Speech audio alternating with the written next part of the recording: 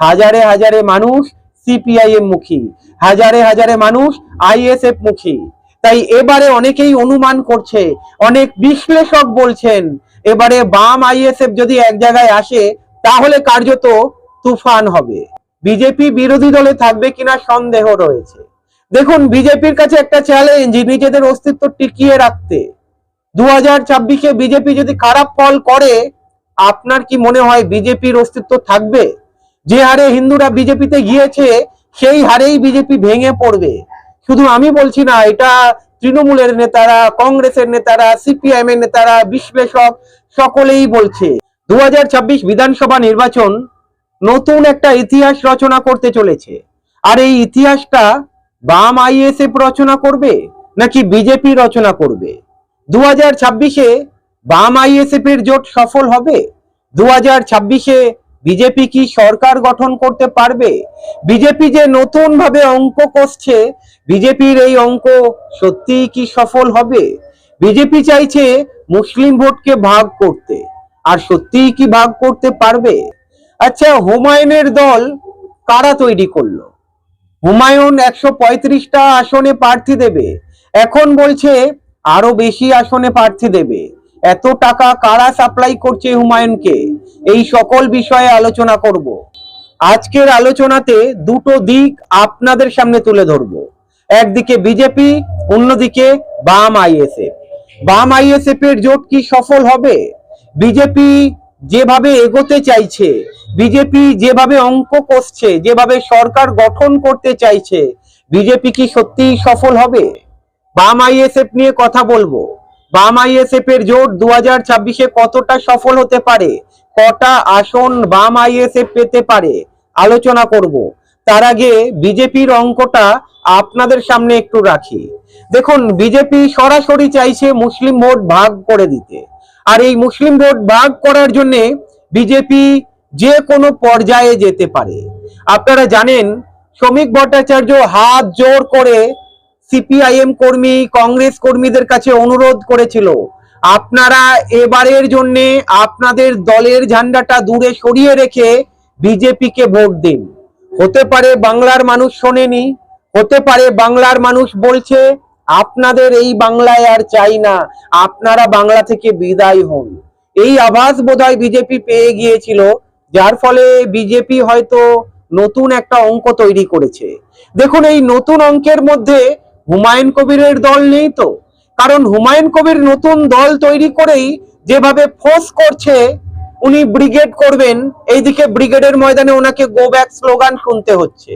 হুমায়ুন কবির ব্রিগেডের ময়দানে গিয়েছিলেন, উনি ব্রিগেড করবেন, কিন্তু ব্রিগেডের ময়দানে গিয়ে ওনাকে গো ব্যাক স্লোগান শুনতে হলো।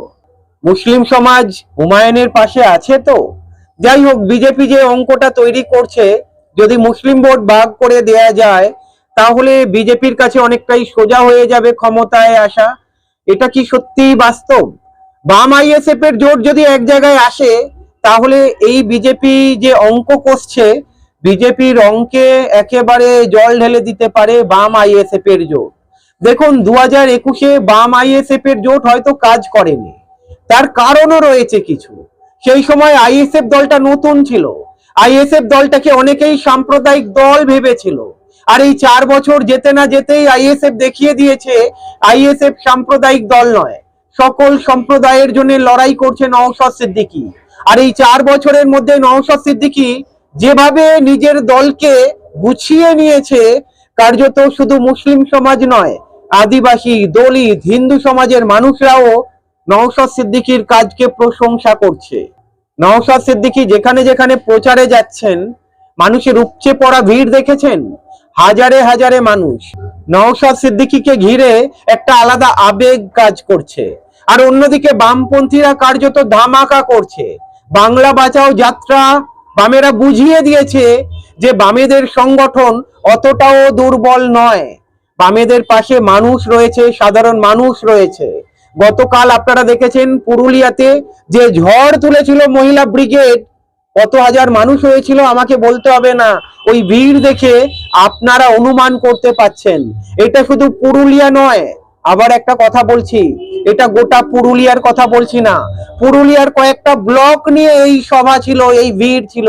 গোটা পুরুলিয়া হলে ভাবুন তো, তুফান হতো। যাই হোক, শুধু পুরুলিয়া নয়, মেদিনীপুর, পুরুলিয়া, বাঁকুড়া, বিষ্ণুপুর, যদি আপনারা দেখেন মুর্শিদাবাদ, মালদা, উত্তর দিনাজপুর, বিভিন্ন জায়গায় সিপিআইএম এর মিছিলে যা ভিড় হচ্ছে, যেভাবে সাধারণ মানুষ সিপিআইএম এর পাশে দাঁড়িয়েছে, হাজারে হাজারে মানুষ সিপিআইএম মুখী, হাজারে হাজারে মানুষ আইএসএফ মুখী। তাই এবারে অনেকেই অনুমান করছে, অনেক বিশ্লেষক বলছেন, এবারে বাম আইএসএফ যদি এক জায়গায় আসে তাহলে কার্যত তুফান হবে। আমি বলছি না তুফান হবে, দেখুন এই ঝড় দেখেই বোঝা যাচ্ছে এই ঝড় পূর্বাভাস। 2026 বিধানসভা নির্বাচনের আগে বাম আইএসএফ বুঝিয়ে দিচ্ছে, বাম আইএসএফ এর জোট যদি হয় বিজেপি বিরোধী দলে থাকবে কিনা সন্দেহ রয়েছে। দেখুন বিজেপির কাছে একটা চ্যালেঞ্জ নিজেদের অস্তিত্ব টিকিয়ে রাখতে। 2026-এ বিজেপি যদি খারাপ ফল করে, আপনার কি মনে হয় বিজেপির অস্তিত্ব থাকবে? যে হারে হিন্দুরা বিজেপিতে গিয়েছে সেই হারেই বিজেপি ভেঙে পড়বে। শুধু আমি বলছি না, এটা তৃণমূলের নেতারা, কংগ্রেসের নেতারা, সিপিআইএম এর নেতারা, বিশ্লেষক সকলেই বলছে। আর বিজেপি যেভাবে সাম্প্রদায়িক বীজ বুনছে, বিশ্লেষক যারা রয়েছেন, যারা বুদ্ধিজীবী, তারাও এই বিজেপির কাজকর্মকে পছন্দ করছে না। শ্রমজীবী মানুষের জন্য গলা ফাটায় না এই বিজেপি। আজকের সমাজের উন্নয়নের জন্য কাজ না করে কি করে হিন্দু মুসলিমের বিভাজন ঘটাবে, সেই রাজনীতি করছে বিজেপি।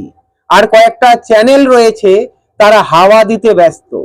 যাই হোক, 2026-এ বাম আইএসএফ যদি জোট হয়, এবারে সফল হওয়ার সম্ভাবনাটা অনেকটাই রয়েছে। একটা সমীক্ষায় ধরা পড়েছিল, বাম আইএসএফ যদি জোট হয় 78 থেকে 82টা আসন পাবে, আর বিজেপি 62 থেকে 64টা আসন পাবে। এতটা আসন পাবে কি? কারণ অভিষেক ব্যানার্জি তো বলেছে 50-এর নিচে নেমে যাবে, আর এটা কিন্তু অসম্ভব কিছু নয়। বিজেপি হয়তো ভাবছে ভালো রেজাল্ট করবে, ভালো রেজাল্ট করবে। বিজেপি যদি 2026-এ খারাপ ফল করে, বিজেপির অস্তিত্ব টিকে থাকা কিন্তু কঠিন হয়ে যাবে। অন্যদিকে যেভাবে শোনা যাচ্ছে, বাম আইএসএফ যেভাবে ঝড় তুলছে, একের পর এক সভা, যেভাবে হাজারে হাজারে মানুষ বামমুখী হচ্ছে, আইএসএফ মুখী হচ্ছে, এবারে 78টা 82টা আসন পাবে কি? আপনারা জানেন, পলাশ দাস সিপিআইএম নেতা বলেছে, আপনারা অবাক হচ্ছেন কেন, 82টা আসনও কম হয়ে গিয়েছে। মানুষ যদি চায় আরো বেশি আসনে আমরা জয়লাভ করব। বাম আইএসএফ এর জোট কতটা গুরুত্বপূর্ণ বাংলার মানুষ হয়তো বুঝতে পারছে। বাম আইএসএফ এর জোট না হলে মুসলিম ভোট কিন্তু অনেকটাই ভাগাভাগি হয়ে যাবে, এখানে বিজেপির সুবিধা হবে, আর বামেরাও চাইবে না, আর আইএসএফ